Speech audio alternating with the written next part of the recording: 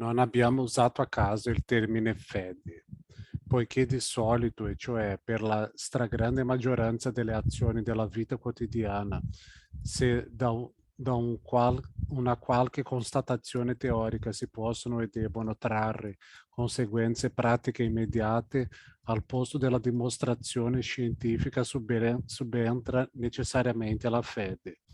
Thomas Mann racconta, ad esempio, con molto spirito, che nella clinica di Chicago in cui fu operato era considerato come una mancanza di tatto informarsi sulla medicina che si doveva prendere, anche se si trattava di un rimedio casalingo noto a tutti, come il bicarbonato di sodio.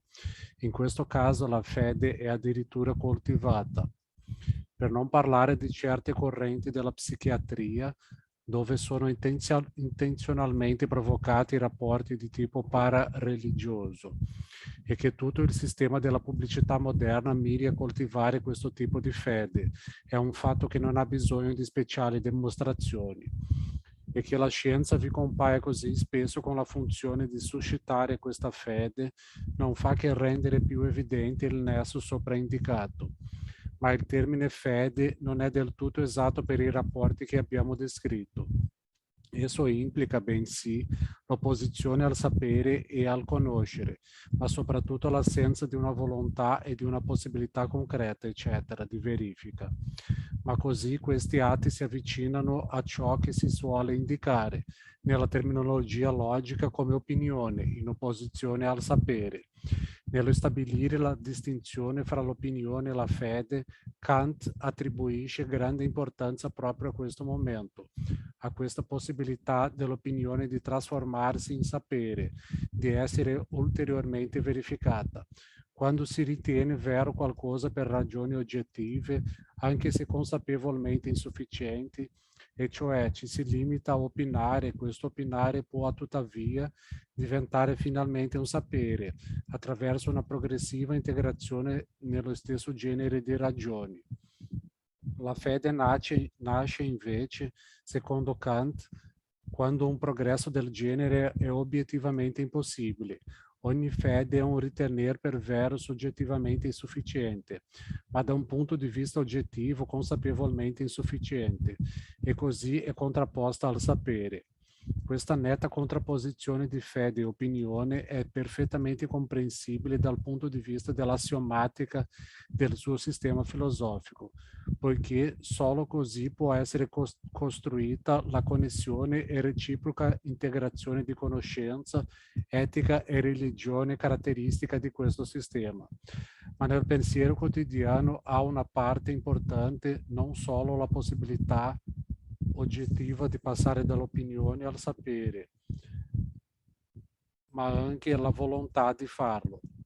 Quali che siano i motivi sociali qui operanti, ne abbiamo già elencati alcuni, la loro attualizzazione trasforma la figura teoretica dell'opinione, che rappresenta oggettivamente un possibile preludio al sapere, soggettivamente e precisamente in senso psicologico-sociale, in una varietà di fede. Oggi, ad esempio, si può accertare per mezzo del calcolo delle probabilità che nel gioco del lotto ogni possibile combinazione di 5 cifre ha le stesse probabilità di essere estratta, ma il singolo giocatore crederà sulla base di un sogno, eccetera, che i suoi numeri debbano uscire infallibilmente. La possibilità oggettiva di trasformare l'opinione in sapere non ha la minima influenza su questa fede. Questo è certo un caso estremo, ma sarebbe certamente possibile riscontrare una struttura analoga in una grande quantità di fatti quotidiani, e il termine fede è ancora quello che la designa nel modo più preciso e più conforme alla natura dell'atto soggettivo, nonostante le riserve gnoseologiche ora esposte.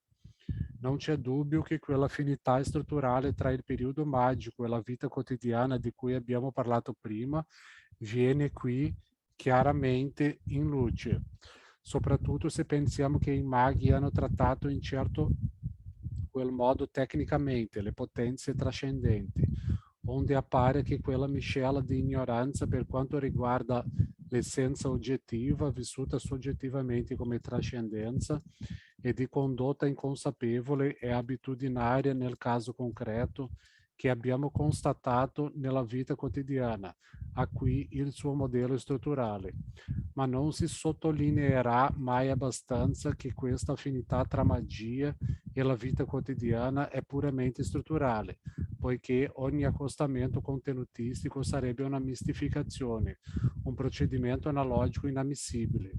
Anche quando una persona segue oggi certi riti superstiziosi, fare il primo passo col piede destro, eccetera, le sue emozioni, rappresentazioni, eccetera, non hanno niente in comune con i contenuti del periodo magico. Noi non saremmo mai in grado di riprodurre quel modo di sentimenti e di pensieri, nemmeno se possedessimo una conoscenza molto più precisa che è naturalmente assente nella vita quotidiana. Solo le forme generalissime di superstizione possono tramandarsi per tradizione, ma la realizzazione, il contenuto vissuto è sempre dato dal presente. Il vero problema della fede sorge però soltanto quando lo stadio magico è superato dall'animismo e più tardi dalla religione. Il problema si manifesta subito in una particolare intonazione e intensità emotiva del comportamento soggettivo. La carica sentimentale nella fede religiosa e in quella che abbiamo chiamato con lo stesso nome nella vita quotidiana possono essere a malapena confrontate. Sono due atti intellettuali ed emotivi ben lontani fra loro. Se credo che il mio apparecchio raggiungerà incolume la sua destinazione, o se credo che Cristo è risorto.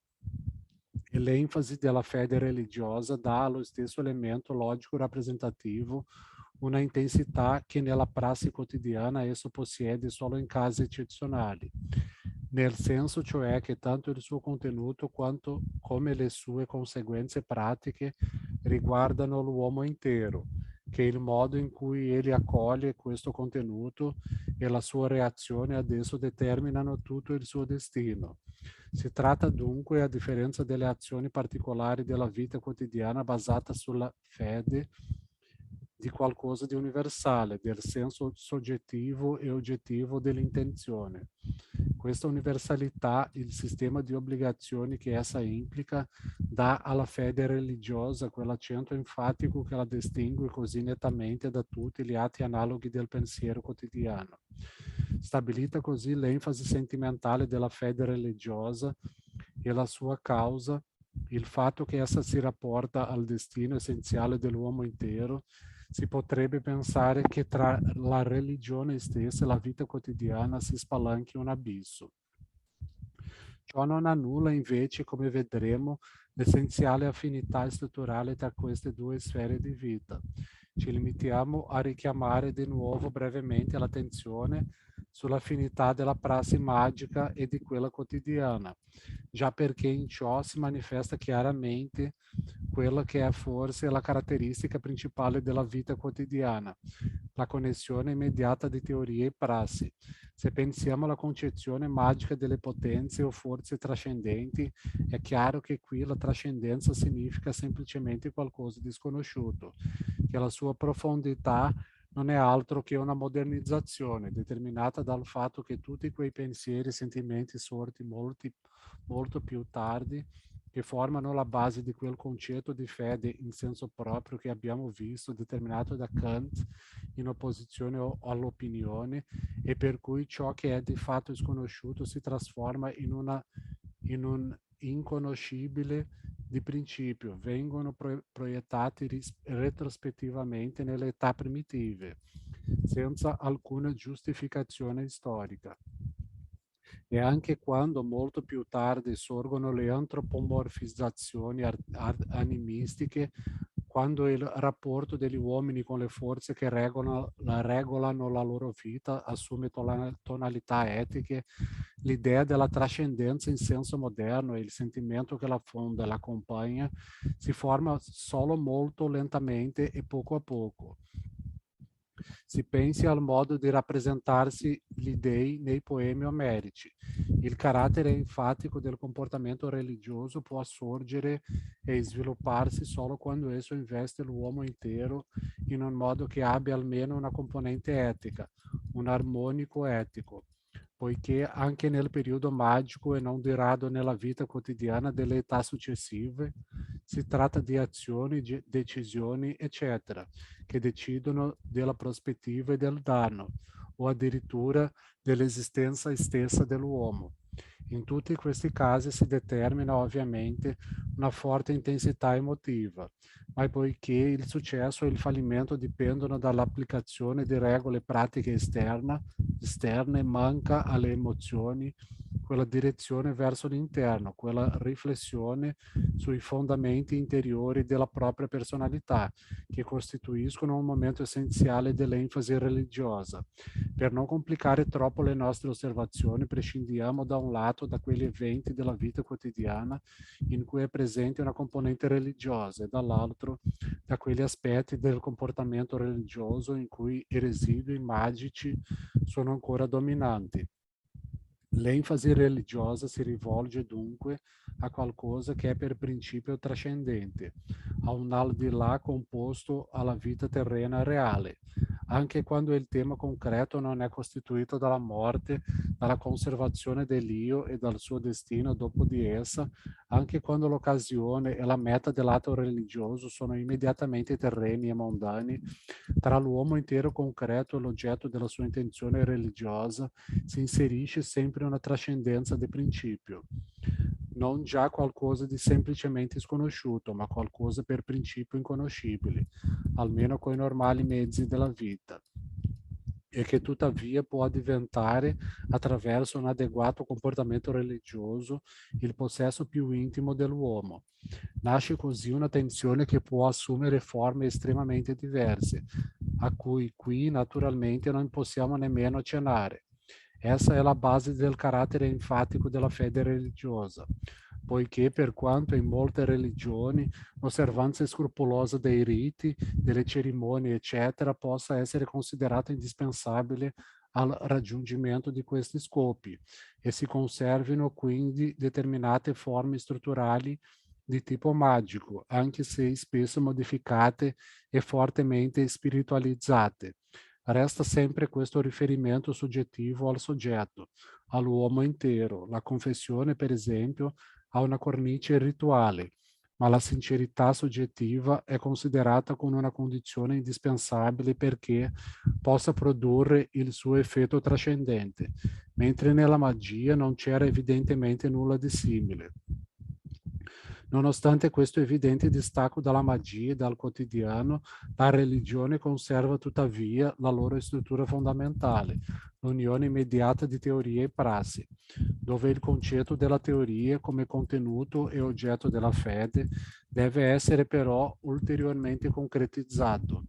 Abbiamo analizzato poco fa la funzione della fede nella vita e nel pensiero quotidiano e siamo arrivati alla conclusione che si tratta di una modifica dell'opinione, dove i motivi sociali più disparati, come pure le forme di comportamento soggettivo che ne sono condizionate in stretta connessione con il rapporto immediato di teoria e prassi, impediscono un progresso nel senso della conoscenza verificabile.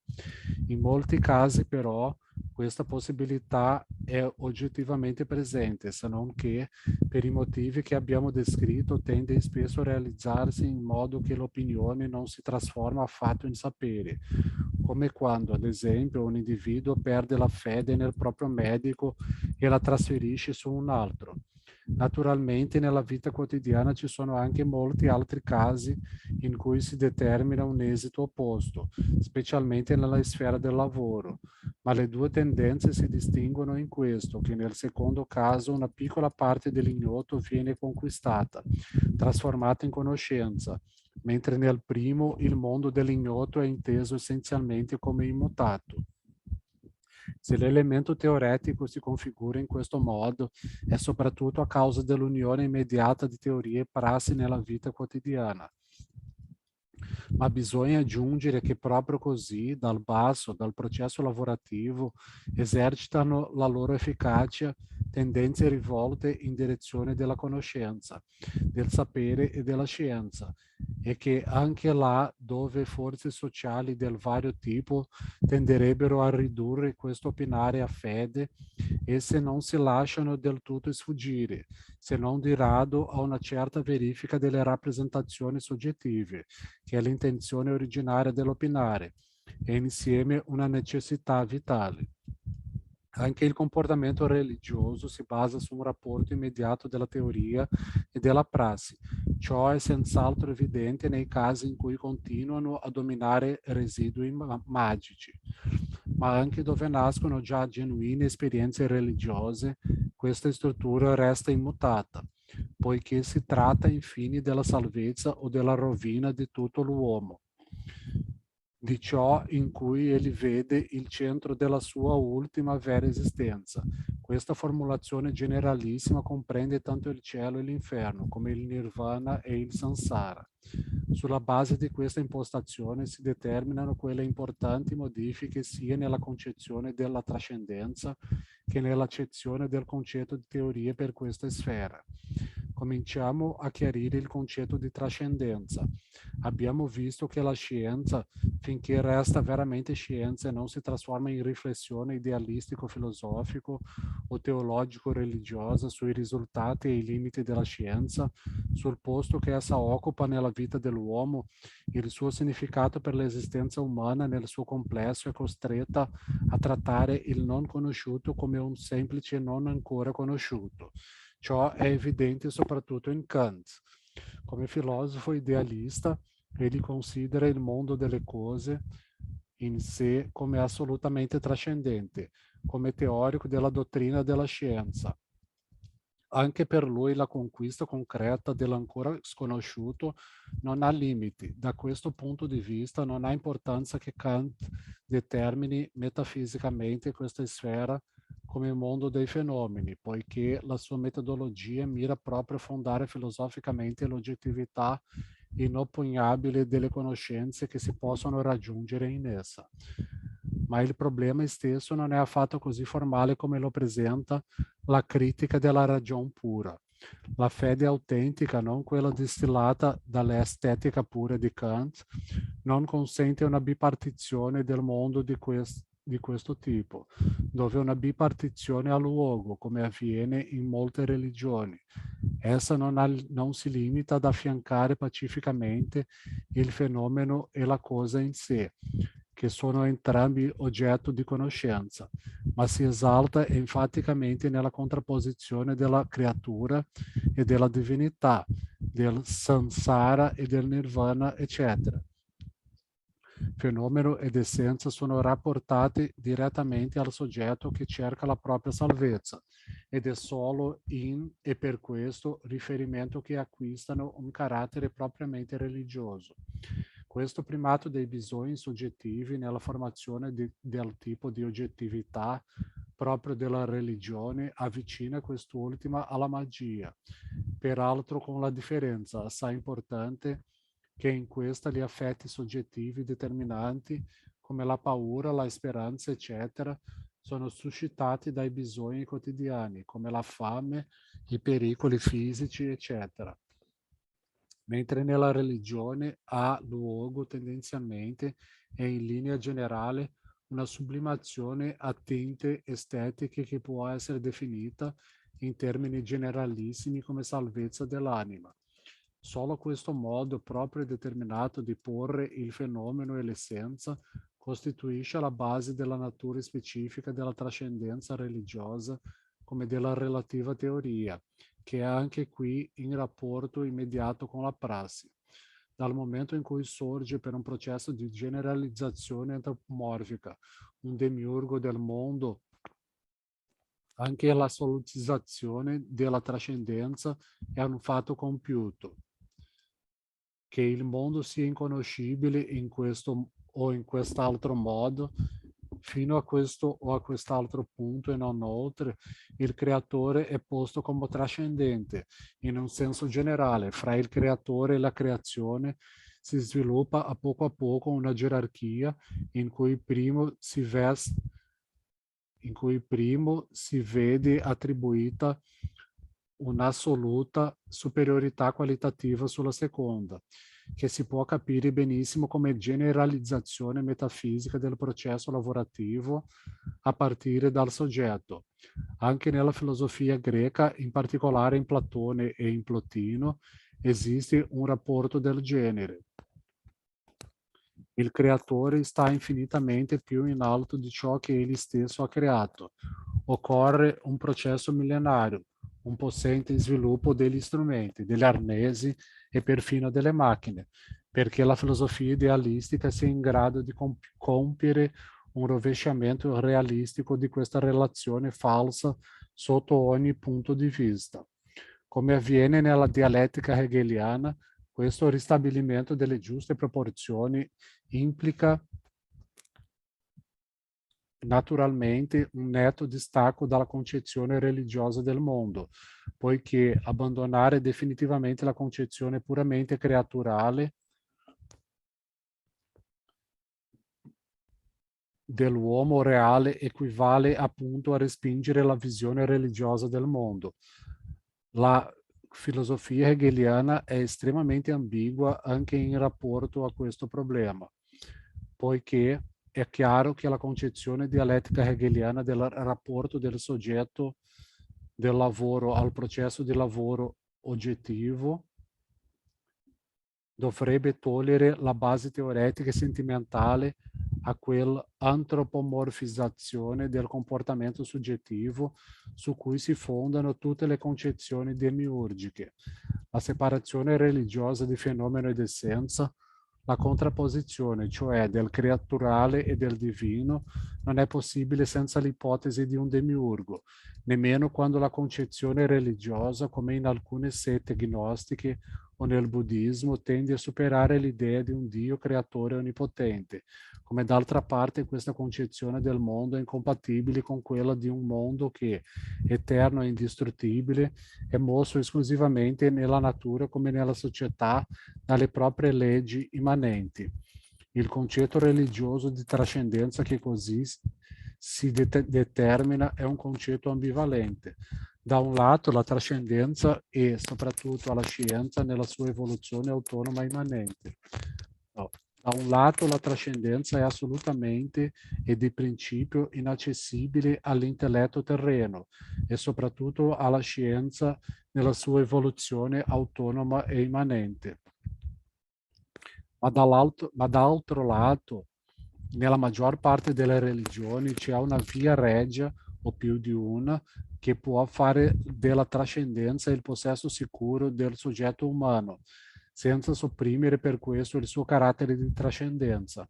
In questa coesistenza dei due estremi che hanno assunto nel corso della storia le forme più diverse deve essere cercata la religione oggettiva delle tensioni deve essere cercata la ragione oggettiva delle tensioni religiose, la causa determinante di quella enfasi della cui importanza per il comportamento religioso abbiamo già parlato. È una tensione soggettiva che, rimanendo tale, pone oggetti corrispondenti agli effetti soggettivi, paura, speranza, eccetera.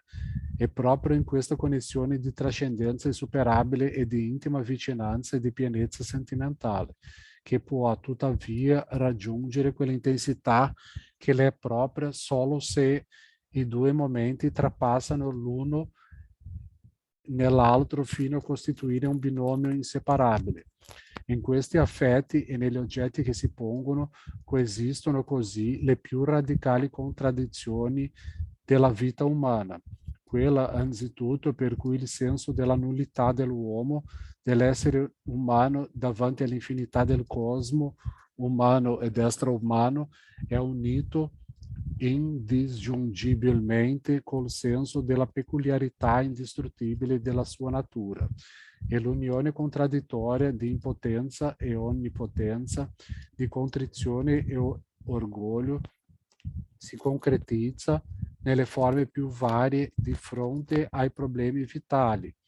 come la morte e l'amore, la solitudine e la comunità fraterna, l'irretimento colpevole e l'intima purezza dell'anima, eccetera. In tutto ciò è chiaramente visibile la connessione immediata della fede con le sue conseguenze pratiche, teoria e prassi della vita quotidiana a una più alta potenza. Il contenuto della fede, il sentimento, pensieri, azioni, eccetera, che ne derivano, hanno, secondo la concezione religiosa, conseguenze incalcolabili per l'uomo che qui si decide, per la salvezza della sua anima. E si definisce così chiaramente nello stesso tempo il tipo di oggettività e l'ambito della trascendenza. Il trascendente non è più ciò che è sconosciuto di fatto, ma è diventato l'inconoscibile per principio. La trascendenza è quindi assoluta, fa parte dell'essenza costitutiva della sfera religiosa, che essa rivendichi per se stessa per i modi di comportamento che le sono propri e nella cui molteplicità non possiamo addentrarci qui. Anche la possibilità di un superamento più o meno totale della trascendenza e che stabilisca quindi pur sempre un rapporto immediato ed intimo che può essere addirittura di identità fra l'uomo intero e la trascendenza religiosa. Solo così la fede assume il suo carattere proprio e peculiare, si libera da quella vaga parentela con l'opinione abortita che caratterizza la vita quotidiana.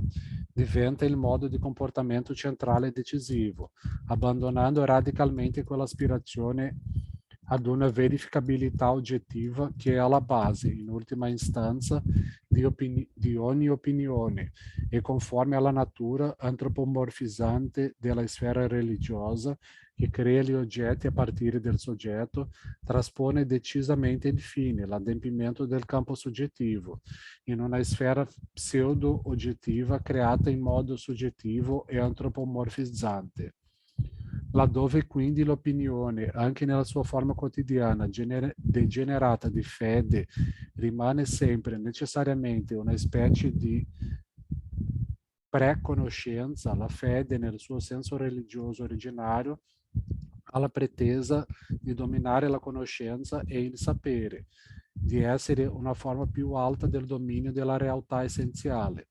La forma di Anselmo, il credo ut intelligam, è pertanto la forma classica di questo rapporto. Va da sé che in questa sede non possiamo tener conto di tutte le forme straordinariamente varie in cui si configura il rapporto di fede e sapere. In ogni caso è evidente che la forma classica può essere, dal punto di vista storico, piuttosto un'eccezione che l'espressione di una regola, poiché la progressiva avanzata della scienza rende spesso estremamente difficile sia interpretare la realtà conosciuta nel senso della fede, nel senso dei suoi contenuti concreti e assiomi impliciti, che assegnare i contenuti e limiti della trascendenza religiosa come tali al campo di ciò che è solo provvisoriamente inconoscibile. Ogni forma di religione, una volta che si è costituita in Chiesa, si costruisce bensì una propria scienza, la teologia, per sistematizzare in maniera formalmente scientifica la propria immagine del mondo basata sulla fede e difenderla contro le rivendicazioni universalistiche della scienza e della filosofia scientifica. Anche qui non può essere nostro compito anche solo accennare a tutti i problemi che sorgono a questo punto. Bisogna solo sottolineare che, a differenza della scienza, dove i presupposti e le conseguenze devono essere sempre verificabili, la teologia assume acriticamente per principio quegli oggetti in essi antropomorfici che sono posti dalla fede, facendone la propria base e limitandosi a dar loro una forma logica universale, fissandoli cioè come dogmi senza la volontà né la capacità di abolire il loro carattere antropomorfico. Per quanto i procedimenti formali, la tecnica logica, per così dire, della teologia possano essere apparentemente ineccepibili e imitare i metodi scientifici, il fatto che l'evidenza scientifica Il fatto che l'evidenza decisiva dei dogmi è basata sulla fede si appella ad essa e senza di essa deve necessariamente crollare anche come costruzione logica. Dimostra che la teologia non è una scienza fra le altre, ma forma semplicemente un momento della sua vita religiosa, che sta e cade con essa, e non può avanzare nei suoi confronti la minima pretesa di autonomia. Le ascendenze e i residui magici della sfera religiosa e soprattutto la sua analogia strutturale con la vita quotidiana e non con la scienza e l'arte restano così nella teologia inalterati. La problematicità insolubile che si determina qui è già stata esattamente descritta da Nikolai Hartmann, che egli non abbia limitata alla teologia, ma vi abbia coinvolto tutta una serie di filosofie fino al pragmatismo, non ha qui un'importanza decisiva, se non altro perché anche noi nel corso di queste indagini facciamo spesso notare il carattere criptoteologico di molte filosofie. Hartmann segue un metodo molto radicale, prendendo le mosse dalla differenza della coscienza animale e di quella umana e considera, in salutare contrasto con i moderni apologeti del primordiale, la percezione del mondo centrata immediatamente e inseparabilmente sul soggetto come una coscienza senza spirito, la cui profondità rimane imprigionata nelle bassure. Ed egli rileva giustamente che è proprio in queste altissime regioni spirituali che meno ha luogo e si realizza l'emancipazione della coscienza senza spirito. Nel pensiero mitico, osserva Hartmann, domina la rappresentazione dell'uomo come fine della creazione. Nella religione e nella filosofia ritorna sempre di nuovo la concezione antropocentrica del mondo, unita per lo più alla svalutazione del mondo reale. Lo scopo delle sue analisi fa sì che esse non siano direttamente rivolte contro la teologia, ma le nostre indagini mostrano che proprio essa rappresenta il culmine dell'antropomorfismo, della coscienza senza spirito, poiché non intendiamo costruire qui una filosofia della religione o una critica della religione, ma solo enucleare i rapporti della religione con la vita quotidiana, ci basterà stabilire questo primato della fede sull'accertamento o sulla dimostrazione dei suoi oggetti. Il primato della soggettività su ogni forma di oggettività, fattuale, scientifica o artistica. La religione forma così un elemento della vita quotidiana degli uomini che può variare secondo le diverse situazioni storico-sociali dal dominio della fede dogmatizzata o teologia su tutte o quasi tutte le conoscenze, al suo ripiegamento nella pura e vuota interiorità, mentre tutto il sapere oggettivo viene abbandonato alla scienza. Al di sotto di tutte queste variazioni, il suo elemento più essenziale, la congiunzione immediata del fine, la salvezza dell'anima, con la teoria determinata dalla fede e con le sue immediate conseguenze pratiche, rimane immutato.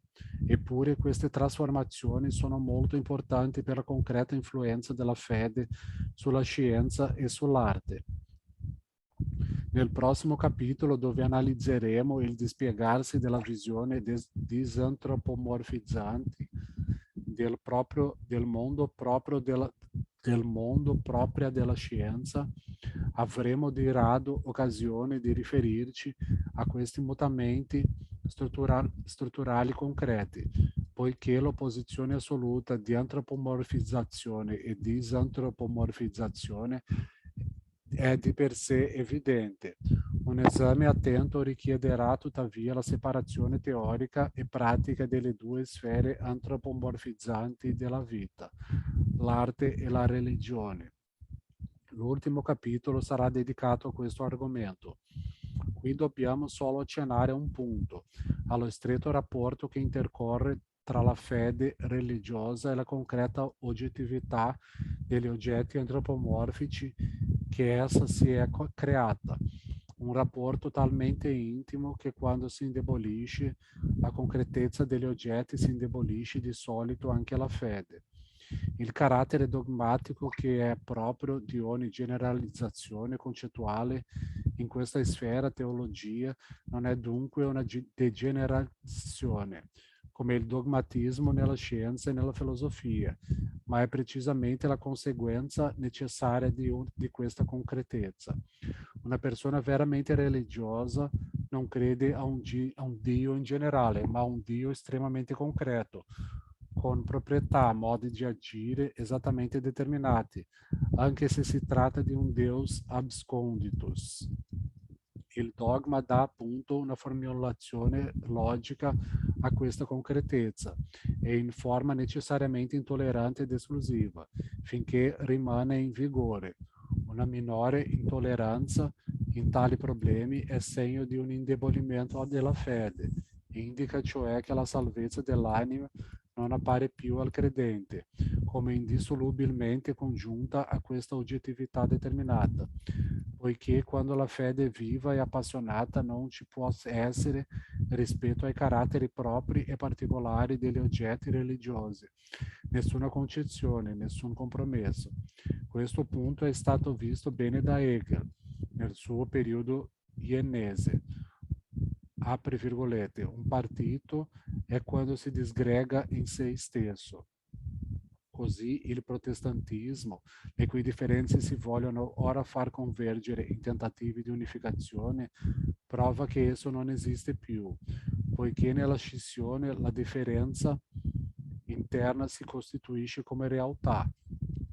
Quando sorse il protestantismo, tutti gli scismi del cattolicesimo erano cessati.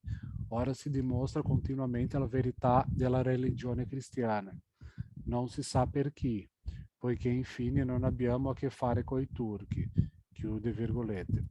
Il bisogno di religione non cessa naturalmente nemmeno dopo queste trasformazioni. Esso è, come noi marxisti sappiamo bene, troppo profondamente radicato nel modo di esistere degli uomini, nelle società di classe e nei residui di questa forma di vita, per estinguersi in seguito alla diminuzione di intensità e al crescente disgregamento della concretezza oggettiva. Anzi, il cambiamento che così si verifica, la priorità talvolta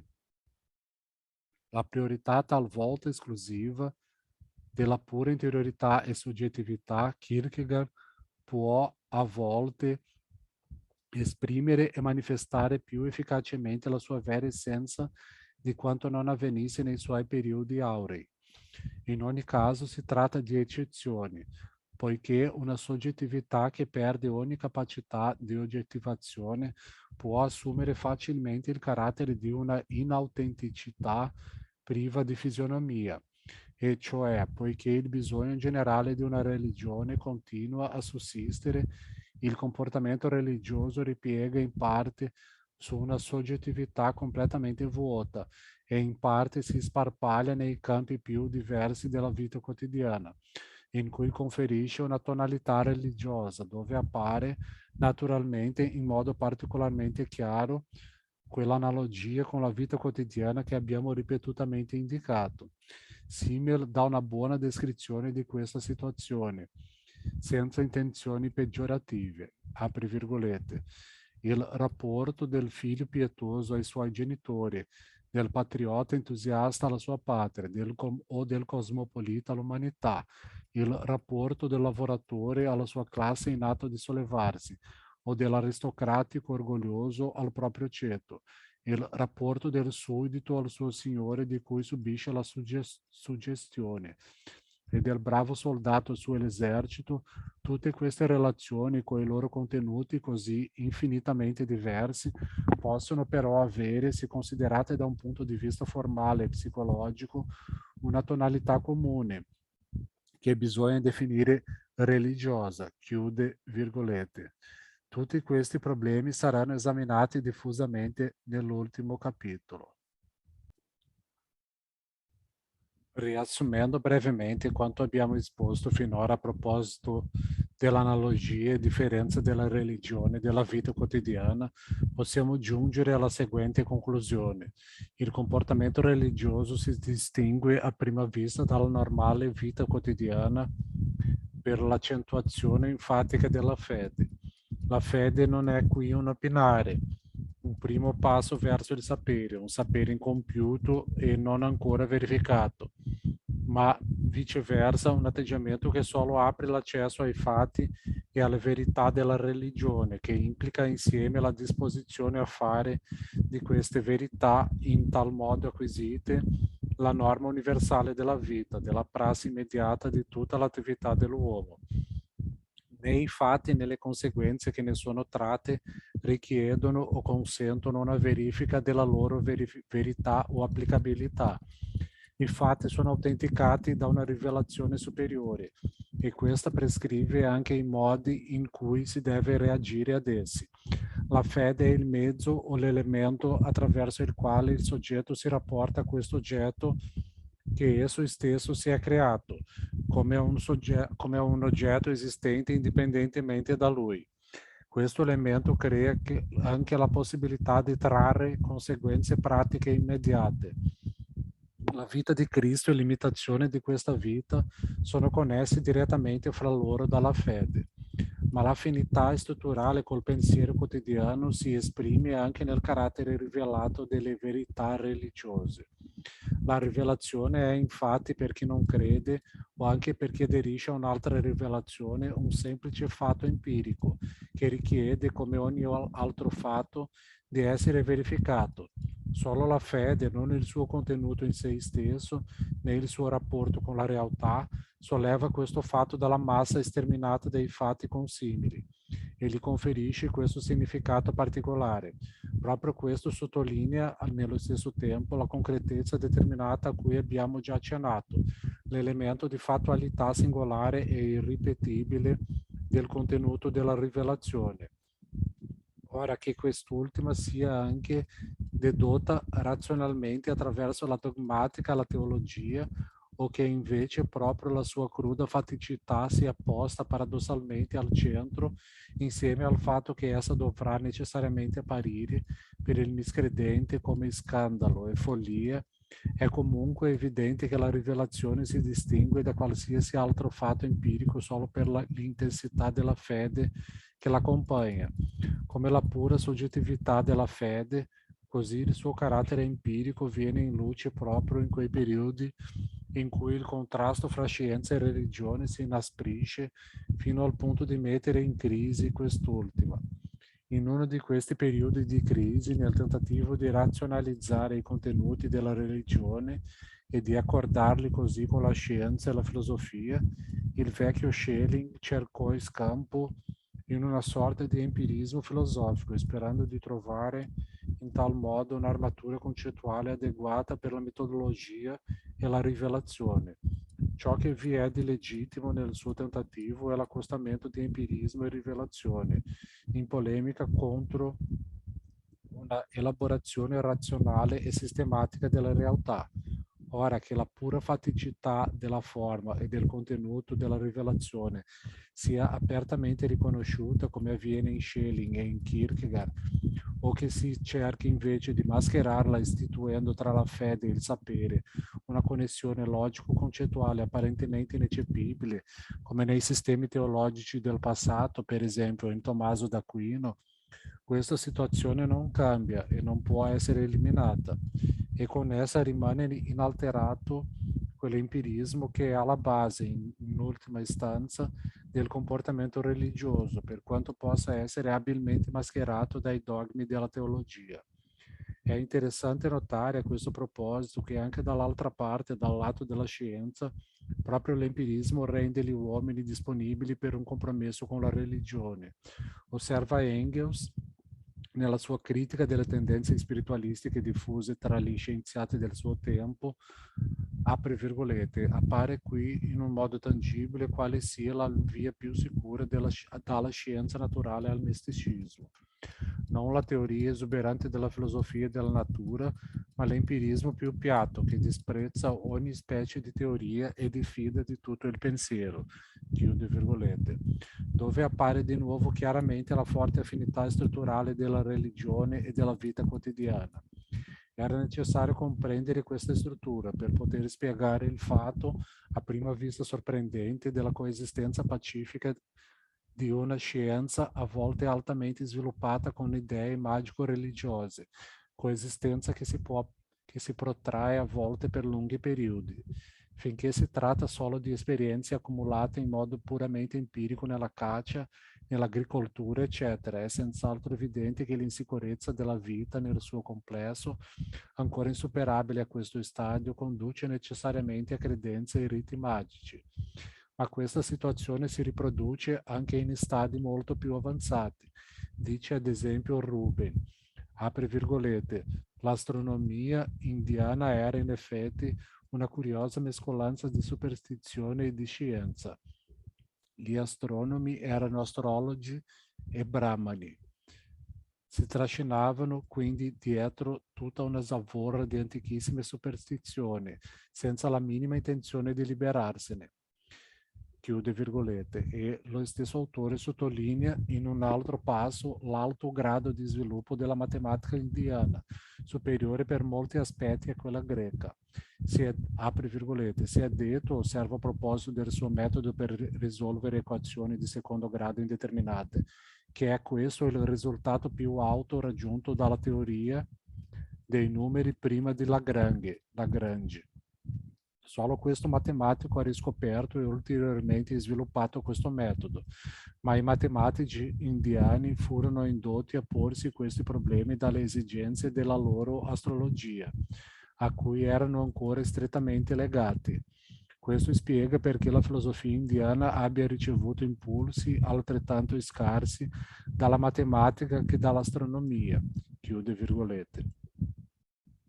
Dalla funzione della filosofia a cui si accenna qui in forma negativa parleremo dettagliatamente nel prossimo capitolo. Qui dobbiamo solo aggiungere a quanto si è detto finora che il carattere empirico dello sviluppo tecnico primitivo favorisce indubbiamente questi compromessi. Da un lato perché i risultati scientifici ottenuti per soddisfare a esigenze tecnico-empiriche hanno sempre qualcosa di parziale e isolato. Lo sviluppo può facilmente arrestarsi o essere arrestato. Anche una produzione che tende alla razionalità attraverso la concorrenza può realizzare spesso questa sua tendenza fondamentale, come ha mostrato Bernal, solo attraverso lunghi rigiri e deviazioni. D'altro lato, l'artigiano primitivo e anche la scienza ai suoi inizi ha la peculiarità sociale di elaborare i suoi risultati e i suoi metodi in forma tradizionale e abitudinaria e di trattarli anzi come segreti di certe famiglie, gilde, eccetera. Quest'ultima tendenza domina già naturalmente tra i maghi, gli stregoni, eccetera, ma si consolida ovunque si costituiscono caste sacerdotali ed è in rapporto di influenza e rafforzamento reciproco con le tendenze dell'artigianato ora menzionate. Tutto ciò basta spiegare il fatto storico che il contrasto in sé già presente di scienza e religione acquisti relativamente così di rado un carattere aperto. Il pensiero scientifico è ridotto, nonostante l'importanza dei singoli risultati, al livello del pensiero quotidiano e considerato nel suo insieme arrestato, e cioè esso produce solo quel tanto che è indispensabile per la sussistenza della società. La tendenza che abbiamo esaminato qui, il fatto cioè che i bisogni sociali obbligano gli uomini a compiere astrazioni che, sviluppate secondo la loro dialettica interna, portano al di là del pensiero quotidiano, ma che nel corso della storia restano chiuse nel giro delle abitudini quotidiane e realizzano le loro possibilità intrinseche solo in misura molto limitata, finendo poi anzi per riconvertirsi nel flusso della vita quotidiana. Trova forse la sua espressione più pregnante nell'uso sociale del numero. Nella vita interna di piccole società primitive non c'è ancora nessun bisogno dei numeri, delle manipolazioni che si possono compiere con il loro aiuto. Anche dove si tratta di quantità che noi, secondo le abitudini del nostro sviluppo sociale, esprimeremo certamente con numeri in modo del tutto spontaneo e senza uscire minimamente dai limiti del pensiero quotidiano, i primitivi le trattano invece come individualità che sono riconosciute qualitativamente e allo stesso modo sono distinte e confrontate tra loro.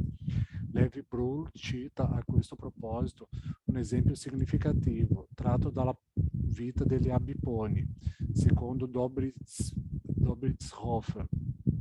Apri virgolette, quando sono sul punto di partire per la caccia, appena seduti in sella si guardano intorno come se dovesse mancare uno dei molti cani che tengono, cominciano a chiamarlo.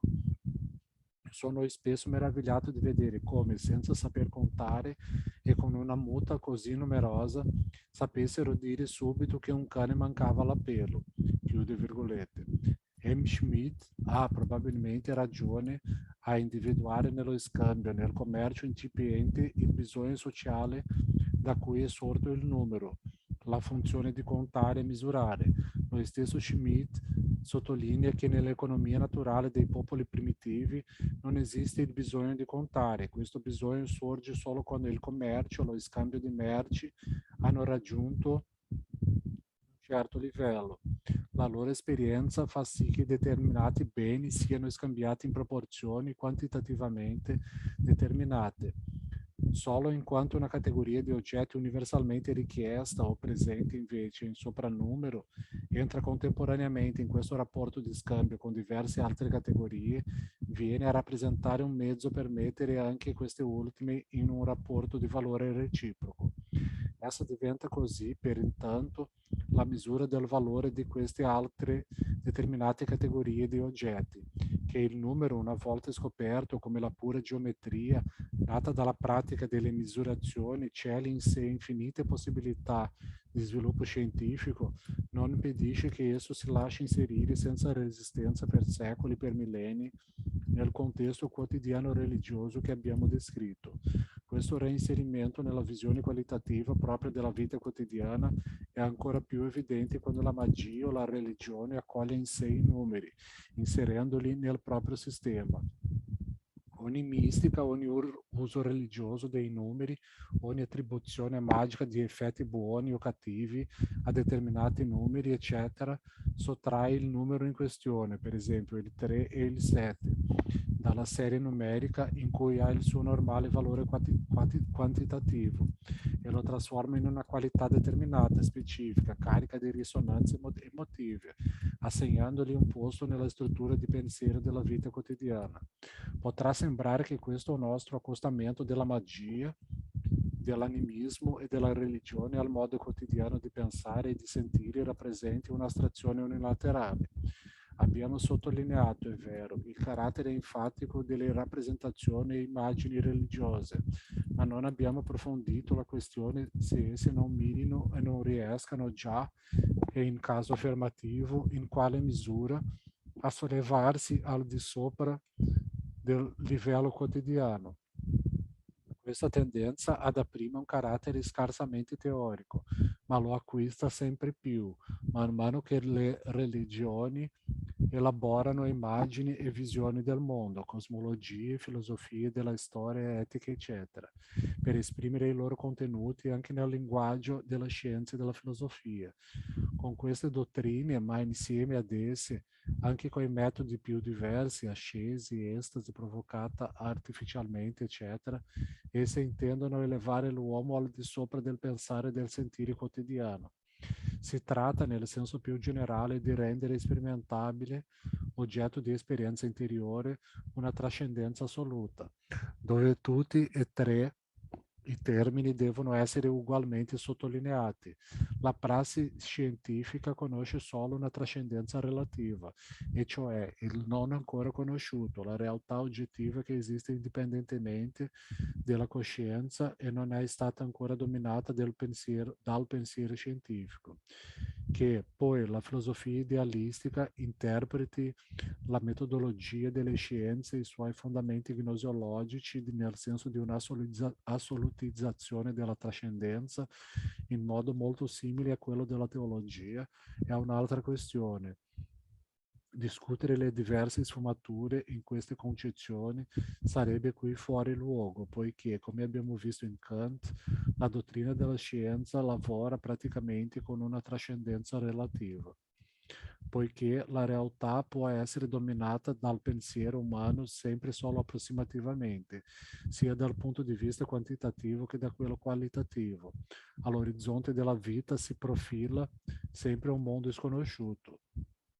All'inizio soprattutto la natura che circonda l'uomo, poi dopo la dissoluzione del comunismo primitivo e con la nascita delle società di classe anche la propria esistenza sociale è in misura sempre crescente, poiché mentre lo sviluppo della civiltà trasforma via via le trascendenze naturali in un sapere accessibile e riconosciuto conforme a leggi, la sua stessa esistenza diventa per l'uomo quotidiano delle società di classe sempre più impenetrabile e trascendente.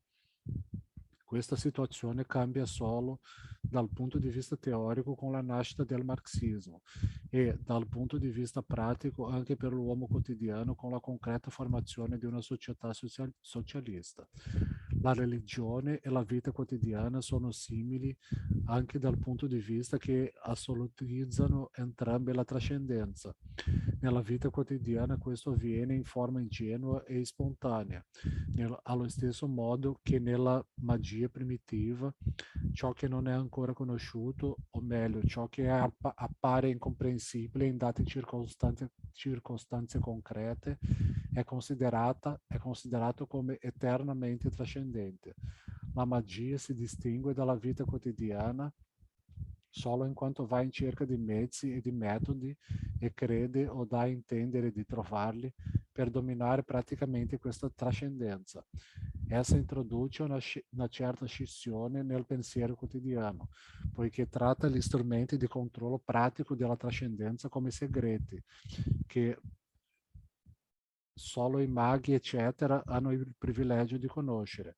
Ma questa scissione risospinge l'uomo quotidiano verso la trascendenza, la fede, verso l'unione immediata della teoria trascendente con la prassi quotidiana.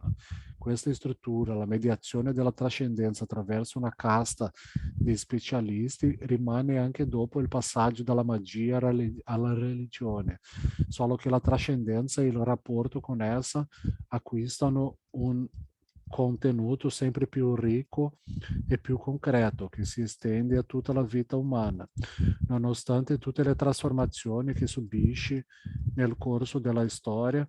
Questa sfera conserva tuttavia un elemento comune e costante, quello per cui la trascendenza viene bensì radicalmente distinta e separata dalla realtà conquistata e conquistabile nella vita quotidiana e nella scienza, ma nello stesso tempo deve fungere da risposta immediata ai problemi immediati dell'uomo quotidiano. Da Xenofane a Feuerbach, la filosofia materialistica è concorde nel denunciare il carattere antropomorfico di ogni comportamento religioso, dall'animismo più primitivo fino al più moderno ateismo religioso. Non è il caso di soffermarci più a lungo sulla tesi fondamentale di questo indirizzo, che l'uomo crea i suoi dei a propria immagine e somiglianza, poiché ciò che ci interessa in questa sede non è la pretesa della religione di rivelare la verità, ma la struttura del comportamento religioso in rapporto a quello scientifico e artistico, ha lo scopo di far luce sulla genesi e sulle linee di sviluppo dei secondi. I momenti essenziali possono essere riassunti così. Anzitutto, in ogni comportamento religioso l'uomo occupa il posto centrale, indipendentemente dalla misura in cui una religione si costruisce una cosmogonia, una filosofia della storia, eccetera. Tutte queste costruzioni e questi sviluppi fanno sempre riferimento all'uomo, ma questa relazione ha sempre un carattere soggettivo antropomorfico. in quanto l'immagine del mondo così elaborata è teleologicamente imperniata sull'uomo, sul suo destino, la sua salvezza, in quanto si riferisce direttamente al suo rapporto con se stesso, con gli altri uomini, col mondo.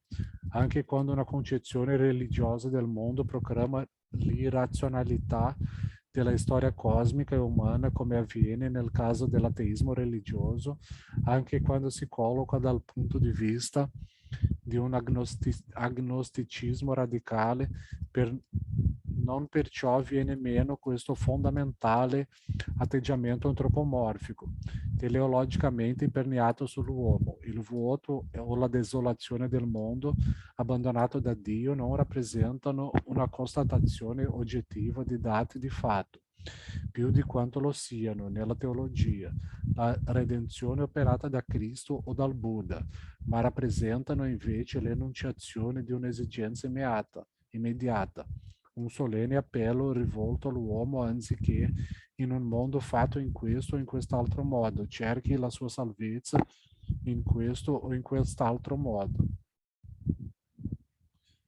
Proprio questo è il punto decisivo che separa la scienza dalla religione. Anche quando la teologia si dà una forma sistematica e accampa pretese di scientificità, sforzandosi in certi particolari metodologici, col riconoscimento obiettivo di determinati fatti, di avvicinarsi alla scienza, questa somiglianza rimane superficiale. Dalla visione oggettiva del mondo fornita dalla scienza non deriva infatti nessuna sollecitazione immediata e diretta a un certo tipo prestabilito di azione o di comportamento. La conoscenza del mondo esterno costituisce naturalmente la premessa teorica di ogni agire pratico, che scaturisce anch'esso nei suoi motivi oggettivi dalle leggi e tendenze della realtà. Ma la spiegazione scientifica di questi motivi, il riconoscimento della loro vera natura non è immediatamente inteso a influenzare l'azione dell'individuo, per quanto decisiva possa essere la conoscenza scientifica per il che e per il come di ogni comportamento pratico. L'agire umano è determinato immediatamente come pure in ultima istanza dall'essere sociale. La conoscenza scientifica serve appunto a sopprimere e superare tutte queste conseguenze soggettive, immediate e determinate a priori, a portare gli uomini ad agire sulla base di un esame spregiudicato e obiettivo dei fatti e dei nessi.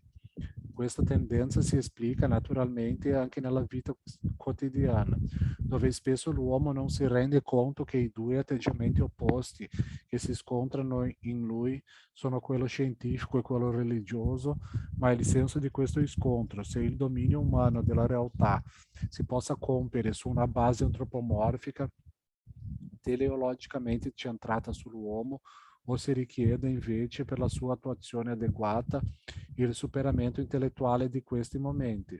Rimane un'alternativa reale del pensiero quotidiano, anche in una fase avanzata dello sviluppo.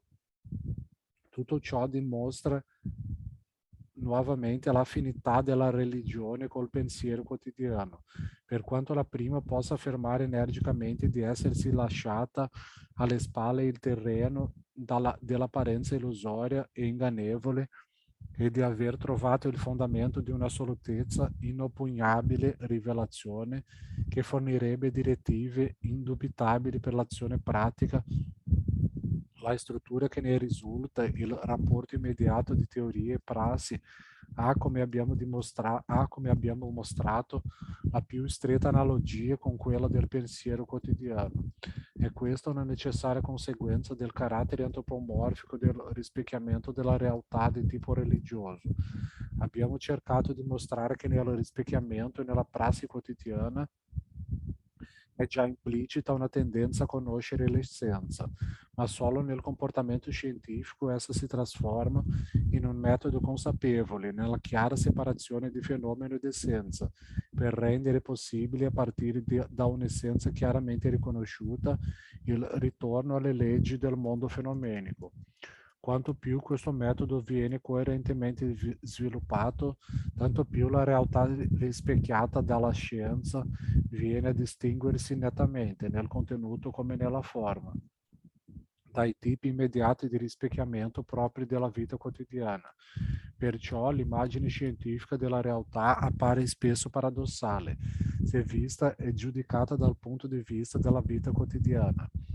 Marx, dopo aver esposto tutte le ragioni per cui una spiegazione del profitto è possibile solo a partire dall'assioma che le merci sono vendute in medie al loro valore reale, ha mostrato che questo importante risultato è un tipico esempio della metodologia generale della scienza nel suo rapporto con la vita quotidiana.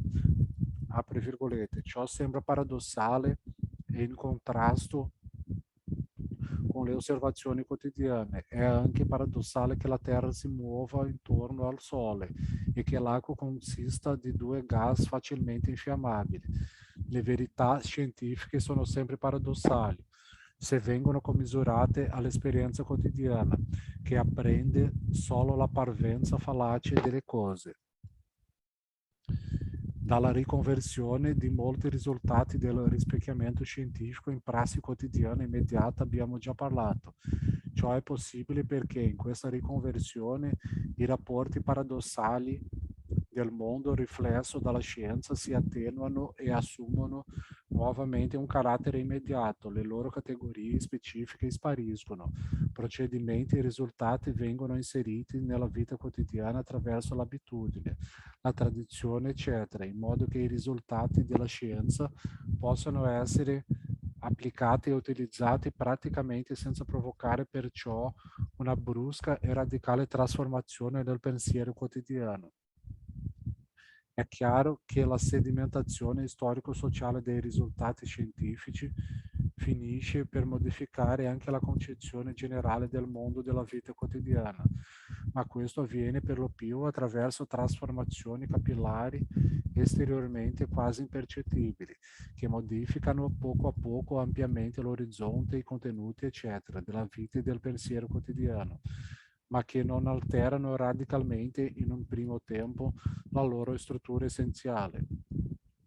Naturalmente si verificano anche dei casi di trasformazione rivoluzionaria. Basta pensare al crollo dell'astronomia geocentrica. Abbiamo detto che anche nel rispecchiamento religioso della realtà esiste una via che va dal fenomeno all'essenza, ma il suo carattere specifico consiste appunto nell'antropomorfismo. Ciò che è concepito come essenza non perde mai, nemmeno per un istante, i caratteri umani, e cioè che si tratti della costituzione della natura o di problemi umani, sociali, etici, eccetera. L'essenziale viene espresso o sintetizzato in caratteri e destini umani tipici, dove la tipizzazione, la fissazione dell'essenziale avviene sotto forma di miti che raffigurano questa questa realtà essenziale come un evento che si è verificato nel passato antichissimo, nell'aldilà e a volte anche in un certo momento della storia, come nei Vangeli, dove si viene così a formare un'isola di mito. Anche quando è nella misura in cui si tratta della natura, questi miti hanno un carattere personalistico, antropomorfico. In tal modo si crea anche qui un certo tipo di rapporto paradossale fra il normale rispecchiamento del mondo nella vita quotidiana e i suoi rispecchiamenti religiosi. La differenza fondamentale rispetto alla paradossalità del rispecchiamento scientifico a cui abbiamo accennato prima è nel fatto che non si tratta più del contrasto tra la realtà oggettiva conosciuta sempre solo in modo approssimativo e l'esperienza soggettiva immediata della vita quotidiana, ma quest'ultima è invece contrapposta ad un'altra specie di rispecchiamento di carattere ugualmente immediato ed emozionale, dominato da elementi antropomorfici. I problemi che sorgono a questo proposito possono essere studiati nel modo migliore sulla base dei vari miti dell'uomo Dio. Naturalmente le teologie impiegano tesori di sottigliezza e di abilità per chiarire questi paradossi anche dal punto di vista logico e intellettuale. Ma il vero rapporto religioso può trovare qui, tutt'al più, un sostegno esteriore e non mai la sua fondazione, perché esso è un rapporto immediato, infatti, con Dio uomo che ha questi o quei caratteri.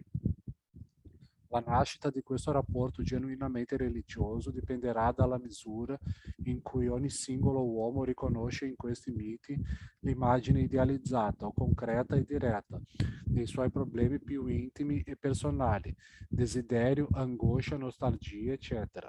Le trasformazioni storico-sociali dei miti, le idee e sentimenti che li suscitano e ne sono suscitati, non rientrano nel nostro discorso. Dal periodo magico in poi, essi hanno di solito una funzione conservatrice nei confronti dello stato sociale esistente e sono anche coscientemente elaborati e indirizzati in questo senso, mediante interpretazioni teologiche. Ma accade anche che, attraverso di essi, si esprimano il desiderio, l'angoscia, le aspirazioni, eccetera, degli oppressi. Vico ha già fatto questa osservazione a proposito di alcuni miti greci e non c'è dubbio che, ad esempio, la religiosità eretica del Medioevo, da Gioacchino da Fiore a Tommaso Müntzer e ai puritani inglesi, si muove in questa direzione. Ma nonostante tutte le varianti storico-sociali fortemente contraddittorie, la struttura fondamentale resta sempre la stessa, un'interpretazione antropomorfizzante o più o meno concreta e immaginosa della realtà, come a percezione della sua essenza, e si rivolge direttamente ed enfaticamente all'anima dei singoli uomini, per rovesciarsi immediatamente in loro in prassi religiosa. Il processo di emancipazione della scienza alla vita quotidiana si scontra quindi di necessità anche con la visione e la mentalità religiosa, a prescindere completamente dalle opposizioni di ordine contenutistico nel rispecchiamento della realtà e nella sua interpretazione. Il fatto che in determinate situazioni sociali questi contrasti si ottundano anche per molto tempo non cambia nulla al carattere fondamentale e irriducibile di questo contrasto. La seconda questione decisiva è se agli oggetti di questo modo antropomorfico, antropocentrico di rispecchiamento della realtà possa essere attribuito il predicato della realtà. Ogni religione, come è noto, regge e cade con la risposta affermativa a questo dilemma. In passato i conflitti con la scienza erano interpretati per lo più nel senso che la religione permette di raggiungere una realtà o una conoscenza della realtà superiore a quella accessibile alla scienza, quando nei periodi di decadenza o di regresso delle religioni il contrasto è attenuato nel senso che si tratterebbe di un'altra realtà o di un altro aspetto della realtà, posta non al di sopra ma accanto a quella rispecchiata della scienza. I compromessi ideologici cercati o raggiunti con questi mezzi non cambiano nulla al fatto fondamentale, poiché il rispecchiamento coscientemente antropomorfico della religione non può fare a meno di pretendere che i suoi prodotti abbiano una realtà assoluta. Non appena questa pretesa viene meno, la religione cessa di esistere come religione. Ora, per anticipare brevemente un argomento che tratteremo a fondo più avanti, è questo il terreno dell'intimo contatto, della fecondazione reciproca, insieme dell'ineliminabile contraddizione fra religione ed arte. Feuerbach, che combatte il carattere di realtà delle religioni anche con l'argomento che si tratta di meri prodotti della fantasia umana, osserva a questo proposito. Apre virgolette, la religione è poesia. Sì, certamente, ma con la differenza rispetto alla poesia e all'arte in genere, che l'arte non spaccia le sue creazioni peraltro da quello che sono, creazioni dell'arte, ma la religione fa passare i suoi enti immaginari per enti reali. Chiude virgolette. Lenin riassume così questo concetto nei suoi estratti da Feuerbach. Apre virgolette, l'arte non esige che si dia alle sue opere valore di realtà, chiude virgolette. Se la pretesa di rispecchiare adeguatamente la realtà è il terreno su cui la religione e la scienza devono necessariamente finire per scontrarsi, il comune metodo antropomorfico di rispecchiamento è il terreno di contatto e di concorrenza della religione e dell'arte. Può sembrare che, dato il loro opposto atteggiamento rispetto alla realtà o meno dei propri oggetti, vengano a mancare le premesse per una lotta.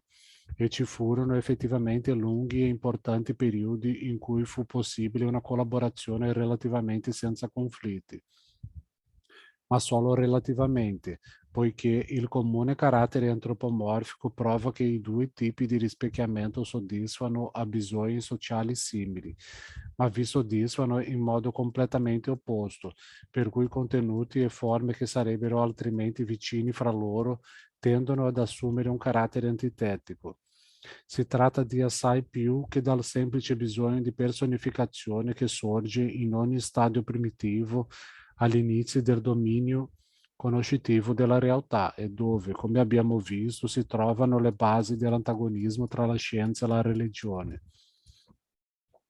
Mostreremo dettagliatamente più avanti a quali esigenze umane fondamentali risponde il rispecchiamento antropomorfico della realtà a opera dell'arte.